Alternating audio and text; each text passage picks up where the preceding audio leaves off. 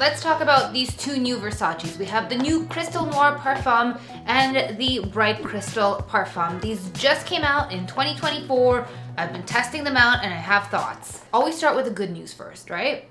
Or do they say always start with the bad news first? We're gonna start with the good news. This one, I like it. I have been a huge hater of the Crystal Noir range in the past, maybe for no good reason, just that I found that coconut note in there, a bit dusty and synthetic, and I'm not really a fan of coconut notes. So when I found out that this does not have a coconut note, I was like, yes. It has lots of spices, lots of additional woody notes, an added note of caramel and tuberose, so very, very intriguing.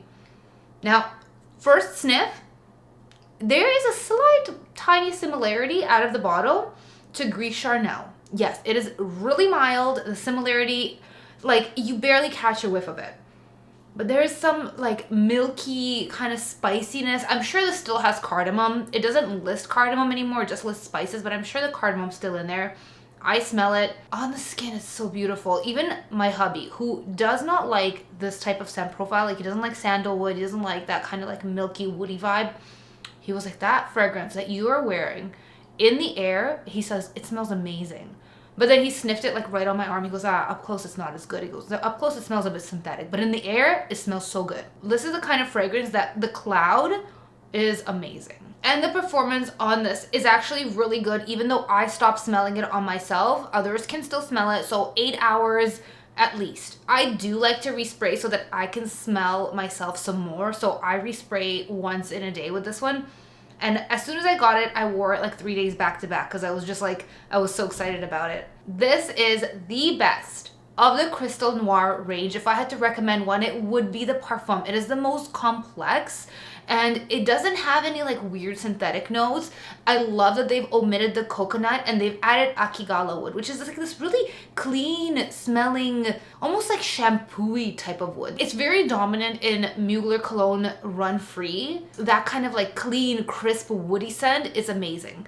Anyway, akigala wood is in here, amber is in here. It's very warm, it's creamy, it's not sharp, it smells so good, and the tuberose really does come throughout the middle of the wearing. So like the dry down, it is more woody and warm, and the mid, as it's listed, the tuberose is in the mid, that's the most of the fragrance that you get. Like that's the most impact that once it dries down, the lasting scent, the impressions, you get quite a bit of tuberose. So it's nice. It lifts it up, it sweetens it up, makes it like quite feminine. So Crystal Noir Parfum, big hit. I really, really love this. The Bright Crystal Parfum.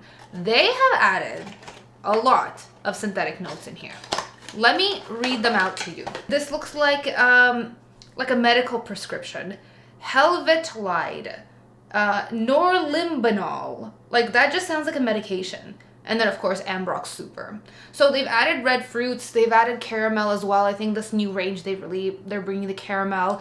This one, at first, it smells really nice. Like, it has this tanginess. It reminded me a little bit of Rouge Trafalgar. Incidentally, I had worn Rouge Trafalgar the day before I tested this. So I was like, oh, there's a bit of a similarity. It also started to remind me a little bit of the discontinued Baby Doll from YSL. But very quickly, that goes away. So I think that's just the tangy red berries in the opening. That part's really nice. But it does dry down to those like synthetic notes that do add to the performance. So if you're not sensitive to that, it's great. And it's not sharp. Like it's not a sharp synthetic note. It's very confusing how to explain the synthetic note.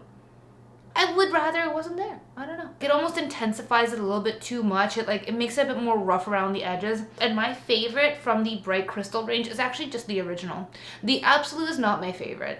Something really like magical and crisp about the original. And it reminds me a little bit of the discontinued Gucci Envy Me. Just a shadow of it, but still pretty nice. Like it's a nice feminine scent. I think it's very good for like a younger age range, and it's a really great giftable scent. If you were to layer the original Bright Crystal with like any kind of molecular fragrances, you know, maybe like the super one, the super dose, yeah, like that.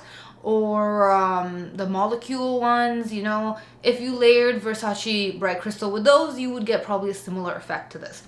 It does last a really long time. I will give it that. The performance on this is 10 hours plus. It sticks around. Let's give this one, I will give this a 9 out of 10. And this one I will give a 4.